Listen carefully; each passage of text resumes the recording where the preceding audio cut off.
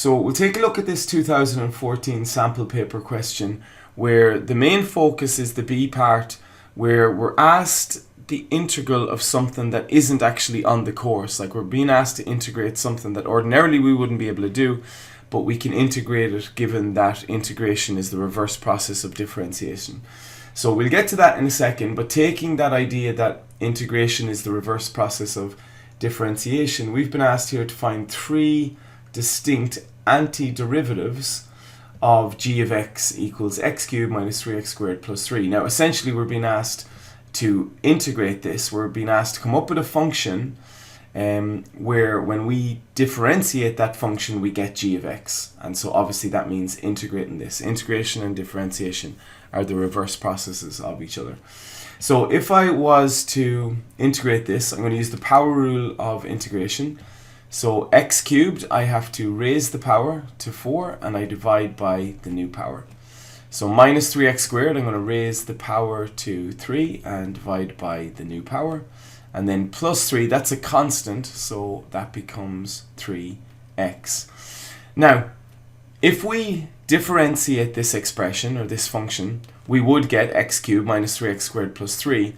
But we also have to be conscious that there are infinite constants that we could include here, and I'm just going to include the number 1 as an example, that if I differentiated the number 1 I would get 0, and so the derivative of this would become this g of x. But likewise, if I had x4 over 4 minus 3x cubed over 3 plus 3x, and I know that the 3x cubed over 3 could be simplified to x cubed, but just leave it as it is for the minute. I could add another constant. Let's say minus 7 is a constant that if that was differentiated, I would also get this function up here. So like I said, there's infinite constants. We're being asked for 3 distinct ones. Well, here's 2 of them. And I can even go as far as putting in, so I'm actually going to write this as x cubed. Remember that 3x cubed over 3 is just x cubed. So I could have written the ones above like this, but let's write this one like this. And then we have plus 3x. And I could even put in a constant such as pi, or I could put Euler's number e, that I know that when pi is differentiated, we get the number 0. So there's 3 distinct antiderivatives. Functions or expressions that if I was to derive them, I would arrive back at the original function g of x.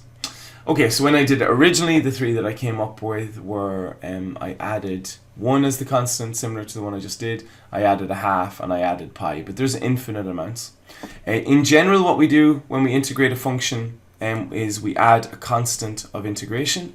Now that's for what's called an indefinite integral. So an indefinite integral, we add a constant of integration, and that's what they're asking us in this question.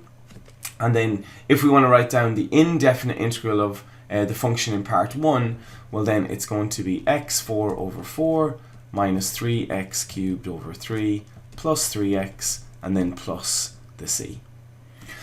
Okay, so let's have a look at the second part, which isn't related to part A, but other than obviously this idea that integration and differentiation are reverse processes of each other. We're being asked here to differentiate x log x. So that's a pretty easy thing to differentiate. So we're going to use what's called the product rule. So let's line it up, and we're going to call the first term in the product the x. We're going to call that u, and we're going to call the second term in the product the natural log of x. We're going to call that v. And the product rule says that we are going to take u, the first term, so let's write it as h prime x. So we're going to take u, the first term, x, and we're going to multiply that by dv dx, the derivative of the second term. Now the derivative of the natural log of x is 1 over x, and then the product rule says we're going to add to that the second term, which is the natural log of x, multiplied by the derivative of the first term. The derivative of x is just the number 1. So tidying this up, we get h prime x is equal to x times 1 over x is the number 1 plus the natural log of x. Now, for the second part of this question, we have to take this idea of integration and differentiation being the reverse process of each other. We had h of x and we differentiated it to get h prime x. Well, similarly, if I had h prime x and I wanted the integral of that, that's not an integral that we could ordinarily do. We can't do the integral of the log of x, it's not on our course. but we know that the integral of 1 plus log x must be x log x. Now obviously plus the constant of integration, but we'll just leave that for a second. Okay, so let's go and have a look at the second part where they ask us to integrate something that ordinarily we wouldn't be able to do. So we're being asked to integrate the log of x. Now, if I come over here and have a look at the function that I've just differentiated, maybe I can use that as a starting point. I'm going to start off with the idea that h prime x is equal to 1 plus the natural log of x. I am going to integrate both sides. Now when I integrate the left hand side, the integral of h prime x is the h of x. We get back to the original function, and obviously I want to integrate the right hand side, which is 1 plus the natural log of x. Okay, and then obviously the notation we use is we put in a dx there as well. Now, if I have a look here, what I'm trying to integrate, this natural log of x dx, I can see a natural log of x in here, inside an integral. And we have a rule in maths that the integral of a sum, the integral of 1 plus log x, is the same as the sum of two separate integrals. So what I mean by that is h of x, which I'm actually going to replace now with x log x, because I know that that's what the h of x is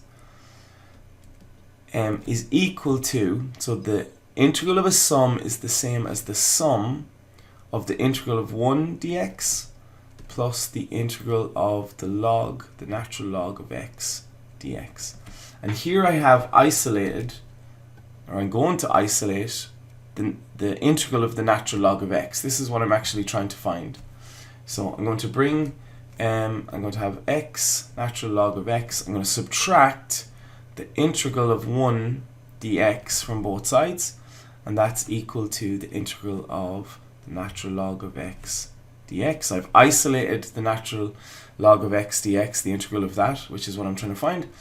So I have x by the natural log of x. Now, what's the integral of 1 dx? Well, the integral of 1 is just x, and then obviously there's going to be a constant of integration here as well, so I'm just going to add a plus c.